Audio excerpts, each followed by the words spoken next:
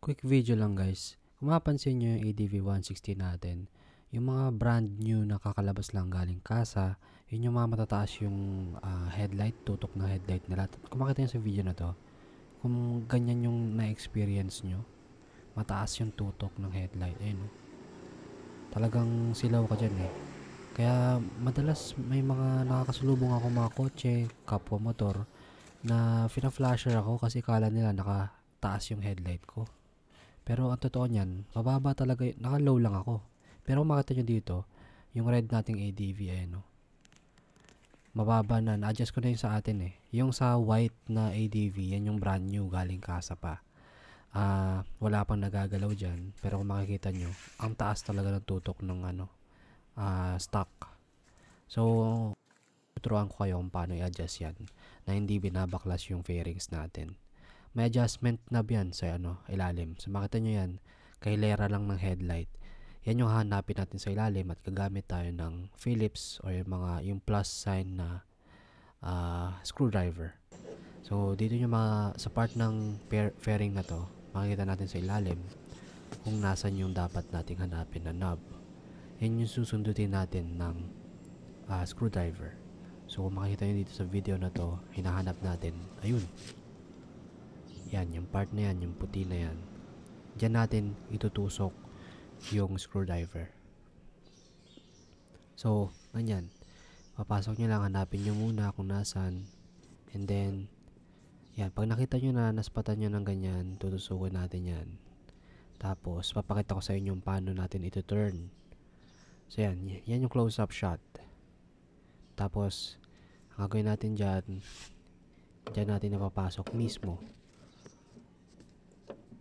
So, kung makita nyo, medyo mahirap lang siya, pero kung kailangan nyo lang sipagan, kasi medyo mahirap din yung pagbaklas ng fairings nito eh. So, ganyan talaga ang plano natin gagawin kung ayaw natin baklasin yung fairings. So, yan, ganyan na ganyan lang mismo. Saka natin iti-turn yung screwdriver. So, slowly, yan, ganyan ang pag-turn. So, hanggang sa makita nyo visibly na bumababa na yung tutok ng headlight natin.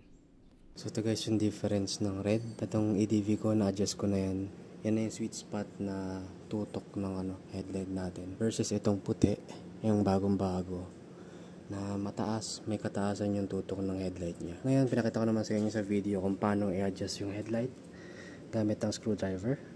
Ngayon, nakatusok na ako dun sa part na kailangan nating i-adjust. Tapos, iikutin natin siya hanggang sa magkaroon tayo ng, makapansin tayo ng difference or pag bumababa na yung tutok ng headlight. So, ipapantay ko lang siya dito sa headlight ng red na ADV.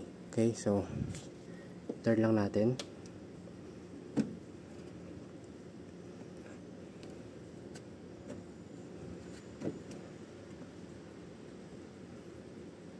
Make sure na i-check nyo ulit kung nakatusok pa kayo doon kasi medyo mahirap eh. Ito, medyo nakakarami na ako ng ikot. Kung makita nyo, hindi na pantay. Ano, yung right side na to medyo mababa na. Napapantay ko na siya doon. So ikot-ikutin lang natin to. Makita nyo dyan, nag-i-start nang bumaba yung right side.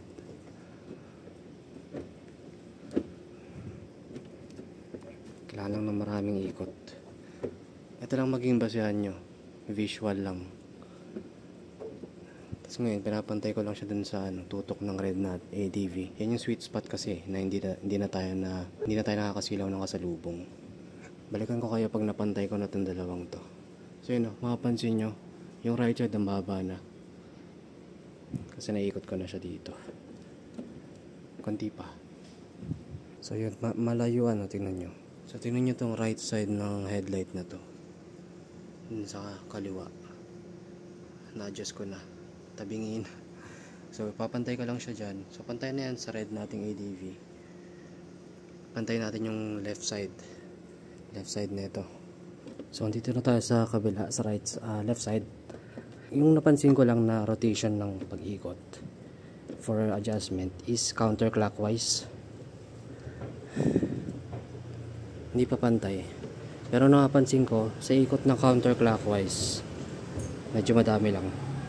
Doon bumababa yung yung tutok ng headlight. Ayan guys, pantay na.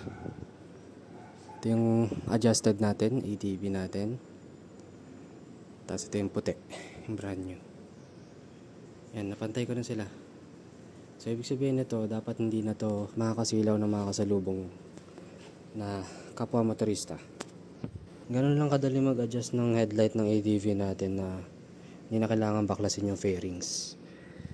Okay, sa pamamagitan lang ng screwdriver. Tatanong natin yung may-ari nito kung pina-flasher pa rin siya ng mga kasalubong niya. So yun lang, maraming salamat sa panonood. Again, this is Carl MK. Ride safe always.